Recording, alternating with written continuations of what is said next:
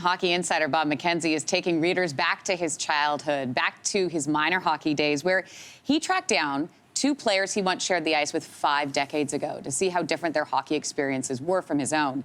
He is sharing their stories along with a handful of other everyday hockey heroes. Bob McKenzie is joining us this morning. Nice to have you back on the show. Nice to see you. You too, Lindsey. It's great to be here. So you tracked down two players you used to play with in the minors. Why did you want to track them down 5 decades later?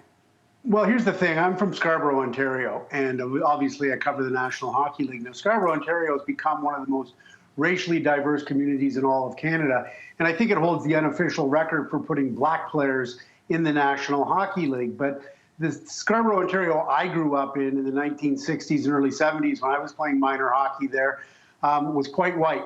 But I did recall playing against a couple of players of color back then.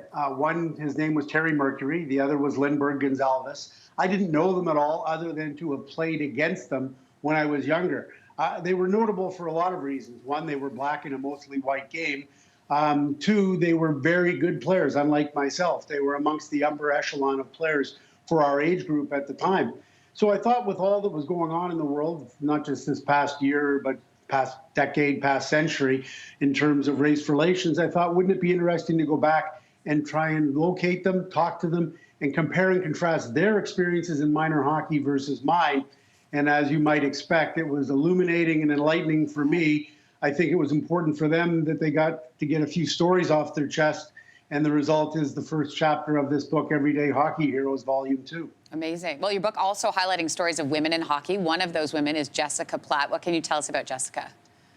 Well, it's a pretty remarkable story. You know, I'm a 64-year-old white male, and I've always been aware that of transgender people, the transgender experience, but I don't know that I ever fully appreciated or understood what it would be like physically, emotionally, mentally for somebody to have to take that journey.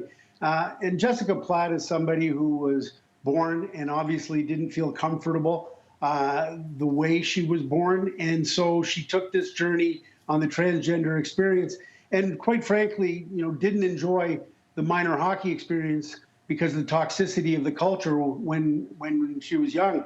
And even after going through the transgender experience, there was difficulties with acceptance. And now she's in a really good spot. But this story to me was just remarkable in terms of the emotional impact and also the enlightenment of what the whole transgender experience is all about. It's a really courageous story. So many great stories. I want to mention Jack Jablonski as well, had a life-altering hit in the boards when he was, 16 years old? He now works with the LA Kings. What did you learn about Jack?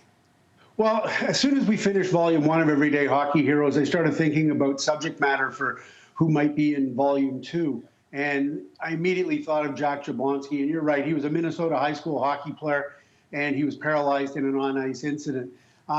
He's been such an inspiring story for so many people in hockey. He made his way to the University of Southern California. He recently graduated from there. He's now working for the LA Kings, and he's involved in hockey media, doing podcasts. And he's really just a shining example of when you have to get dealt with traumatic adversity on a physical level, the manner in which he responded is really heroic. So we wanted to make sure that Jack's story was in the book. Unbelievable. Now, Bob, last month we had James Duthie on, and James actually shared with us a picture of a player who had an unbelievable shootout against a very talented goalie and won. I'm going to show the picture if I could. What can you tell us about this guy? Oh, well, that's from another life ago. That was the Sault Ste. Marie Men's Hockey League right there. Look at that flow. Oh, I know. It's quite impressive. But, yeah, James' book is also, if I'm plugging my book, Everyday Hockey Heroes Volume 2, go out and buy it now. I should also plug James' book, Beauties, which is an excellent book as well. So James and I like to have a few laughs, giving each other a hard time about our book endeavors. Listen, that picture is a real beauty in and of itself. Thanks for joining us this morning, Bob. I'm going to say it again. The book is called Everyday Hockey Heroes, Volume 2. We appreciate your time. Thanks. Awesome. Thanks for having me. Thanks for watching. If you like this, be sure to subscribe here. And you can check out more Your Morning videos right here.